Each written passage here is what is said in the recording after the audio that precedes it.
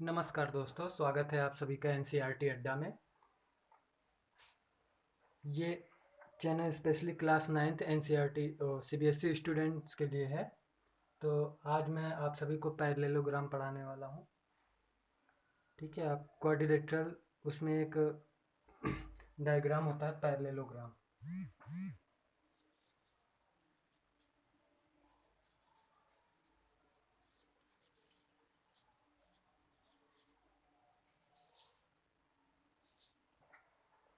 ठीक है, तो पैरेललोग्राम की सबसे बेसिक प्रॉपर्टी जान लेते हैं आज कि प्रॉपर्टीज़ क्या होती है इसकी।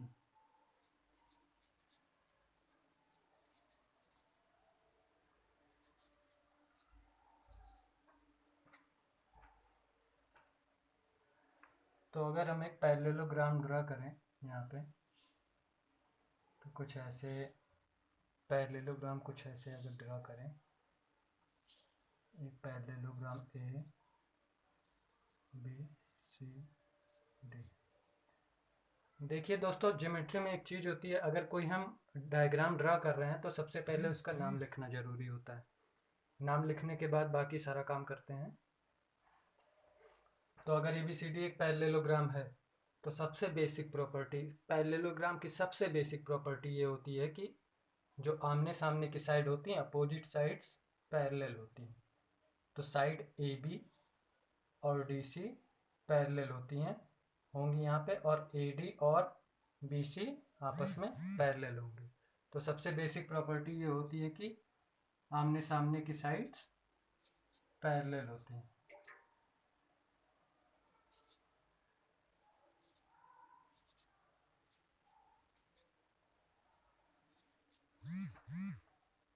सेकेंड प्रॉपर्टी यही होती है कि जो आमने सामने की साइड, जो पैरेलल साइड्स है, वो इक्वल भी होती हैं। तो A B equal to D C and A D equal to B C. ठीक है, तो आमने सामने की साइड क्या होती हैं? पैरेलल होती हैं, और आमने सामने की साइड्स इक्वल भी होती हैं।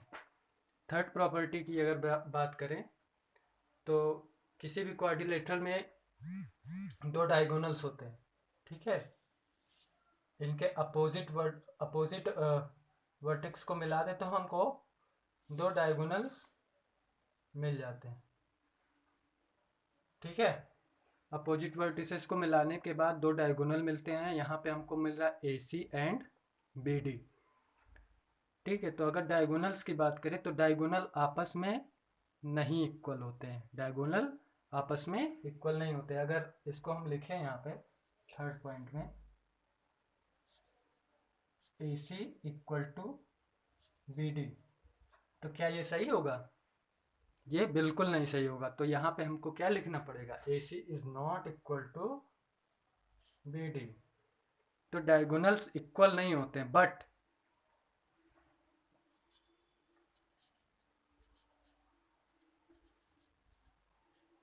डायगोनल बाइसेक्ट, डायगोनल्स बाइसेक्ट्स आने लगेगा, बाइसेक्ट ईच अदर। ठीक है, तो डायगोनल क्या करते हैं? एक दूसरे को बाइसेक्ट भी करते हैं। ठीक है, पहली प्रॉपर्टी ये हो गई कि अपोजिट साइड पैरेलल होती हैं। ठीक है, A B parallel to D C and A D parallel to B C. और अपोजिट साइड जो पैरेलल हैं वो आपस में इक्वल भी होती हैं। एक पैरेललोग्राम में जो अपोजिट साइड पैरेलल होती हैं वो आपस में इक्वल भी होती हैं, सेम एज रेक्टेंगल की तरह। तो ए डी और बी सी पैरेलल है तो ए डी और बी सी भी इक्वल है, यहाँ हमने लिख दिया। एंड डायगोनल्स की बात करें तो डायगोनल आपस में इक्वल नहीं होते हैं, और लेकिन डायगोनल एक दूसरे को बाइसेक्ट करते हैं। अब एक बात यहाँ पे आती है, बाइसेक्ट और इंटरसेक्ट। तो बाइसेक्ट का सीधा सीधा मतलब होता है कि बाइसेक्ट मतलब होता है कि दो बराबर भागों में बांटना, बाइसेक्ट। ठीक है, bisect means this and this part will be equal and this part equal to this part। ठीक है, तो डायगोनल बाइसेक्ट ईच अदर का मतलब सिंपली यही हो गया कि अगर हम इसका नाम दे दे ओ, इस पॉइंट का नाम दे दे इंटरसेक्शन पॉइंट का ओ, तो क्या हो जाएगा, A O equal to O C and B O equal to O D. ठीक है, तो इतनी बात समझ में आती है। अब फोर्थ प्रॉपर्टी ये होती है पैरेललोग्राम की, कि एंगल्स की बात करते हैं। ये एंगल, ये एंगल, ये एंगल, ये एंगल, ठीक है, इसमें कौन कौन से एंगल इक्वल होंगे। यहाँ से ये बात समझ में आती है पैरेललोग्राम से कि एंगल ए और एंगल सी इक्वल होता है, एंगल बी और एंगल डी इक्वल होता है। कौन कौन से एंगल इक्वल होते हैं, angle A equal to angle B, C sorry, angle A equal to angle C means opposite angles are equal. Therefore we can write that angle A equal to angle C, opposite angle, and angle B equal to angle D। ठीक है, इतनी बात समझ में आती है।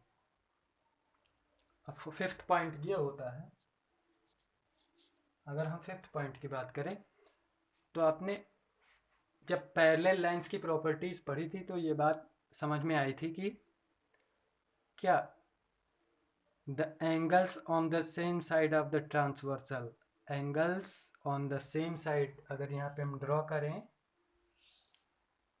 तो अगर ये अपोजिट पैरेलल लाइंस हैं और ये कैसे एंगल्स होंगे, angles on the same side of the transversal. अगर ये ट्रांसवर्सल है तो ये और ये एंगल मीन्स एंगल 1 और एंगल 2, ये होंगे angles on the same side of the transversal, या को इंटीरियर एंगल भी बोलते हैं इनको, एक नाम और होता है को इंटीरियर एंगल।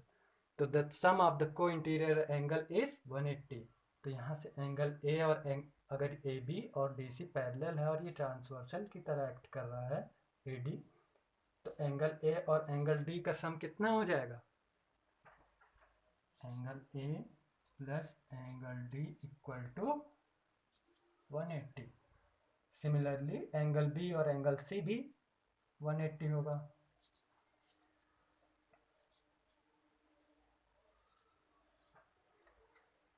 ठीक है, तो इतनी सारी प्रॉपर्टीज होती है एक पैरेललोग्राम की।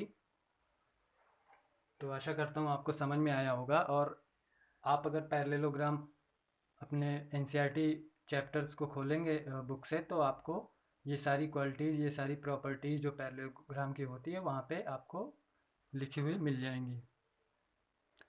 आगे मैं बताऊंगा इससे रिलेटेड एक क्वेश्चन बताऊंगा इससे रिलेटेड, क्योंकि इसमें सारे क्वेश्चन प्रूविंग के होते हैं, प्रूव करने वाले क्वेश्चन ज़्यादा आते हैं। ज्योमेट्री आपका पूरा बेस है प्रूफ करने पे, तो प्रूफ करने वाले क्वेश्चन ज़्यादा आते हैं। तो एक क्वेश्चन मैं प्रूविंग का उठाऊंगा यहाँ से, इसी की प्रॉपर्टीज से।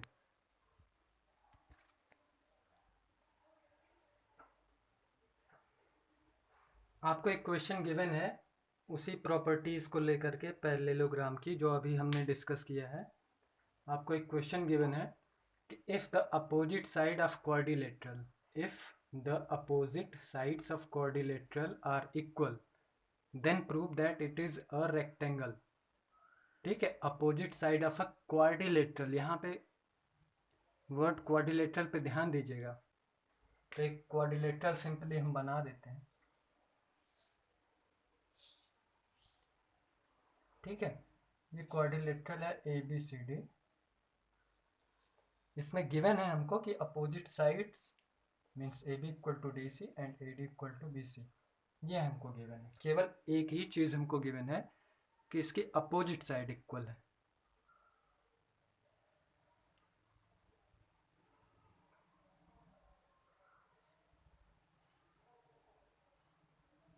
Then prove that it is rectangle, not rectangle नहीं प्रूफ करना है, यहाँ पे प्रॉब्लम हो गई है। प्रूव दैट इट इज अ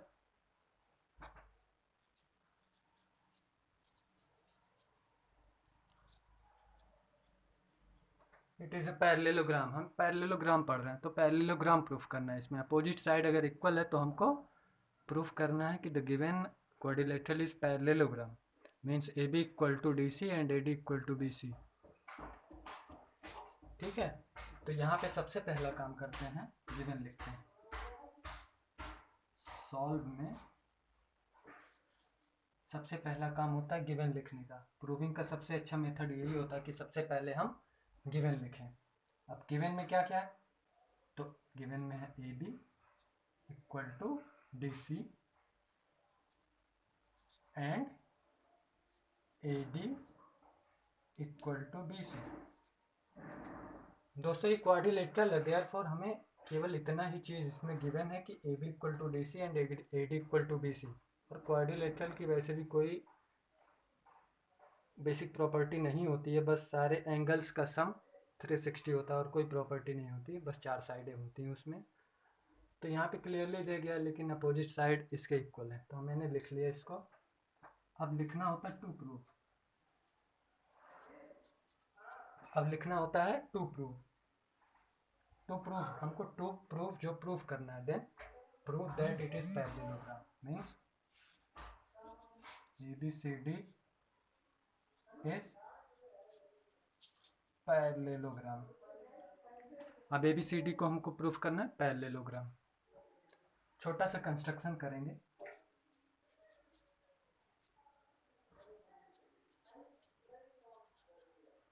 देखिए दोस्तों, कंस्ट्रक्शन करने की ज़रूरत कब आती है हमको, जब हम दिए गए डाटा से हम कुछ निकाल नहीं पाते हैं या प्रूविंग हमारा हो नहीं पाता है, तो हम कंस्ट्रक्शन स्टार्ट करते हैं, तो उससे हमको कुछ क्लू मिल जाता है। तो कंस्ट्रक्शन हमको यही करना है कि इसका एक डायगोनल खींचना है।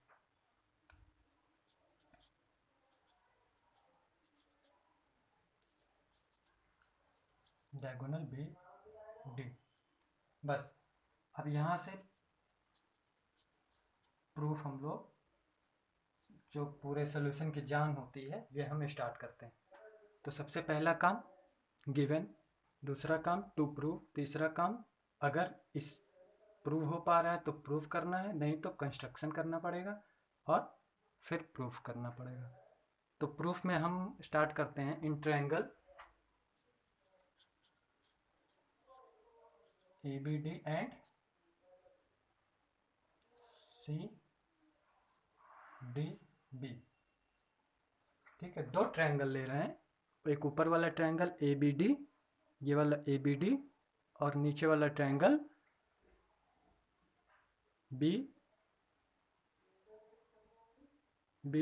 CDB। ठीक है, तो इन दोनों ट्रायंगल में हमको क्या क्या गिवन है, गिवन है कि AB equal to D C. देखिए इन दोनों ट्रायंगल को अगर हम कॉन्ग्रुएंट कर लें तो हमारा कुछ काम आसान हो जाएगा कि ये एंगल और ये एंगल इक्वल हो जाएगा CPCT से। तो कैसे करेंगे, अब क्वेश्चन में हमको एक चीज़ गिवन है कि AB equal to D C, तो AB equal to D C लिखते हैं।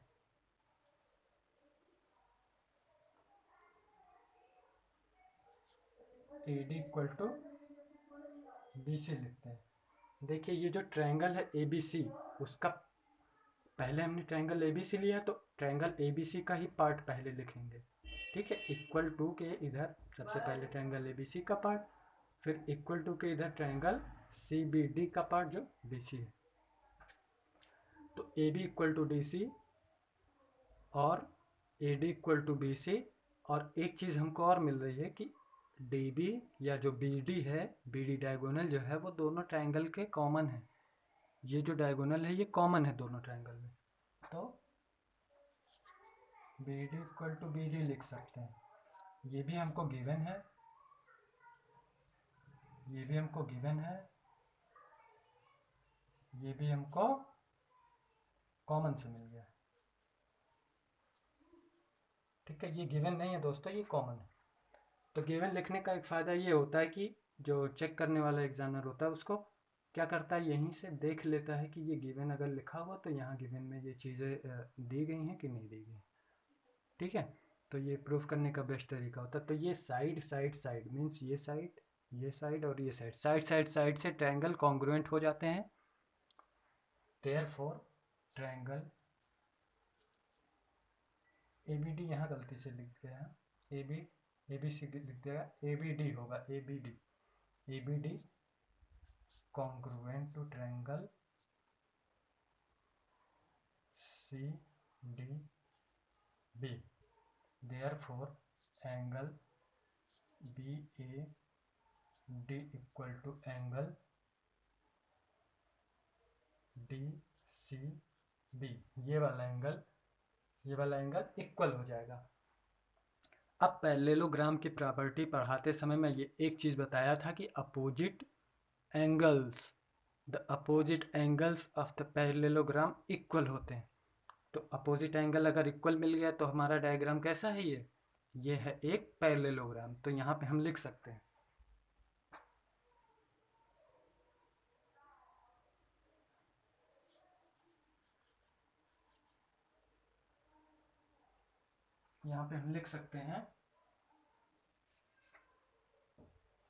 it shows that opposite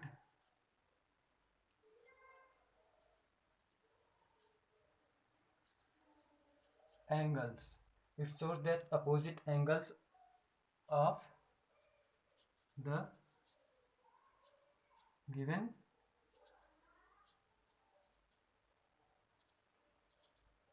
quadrilateral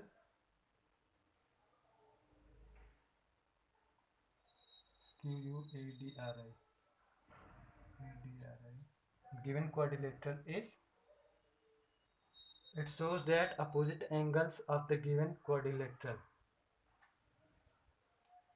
therefore it is parallelogram, ये proved। ठीक है, तो ये चीजें हमारी जो है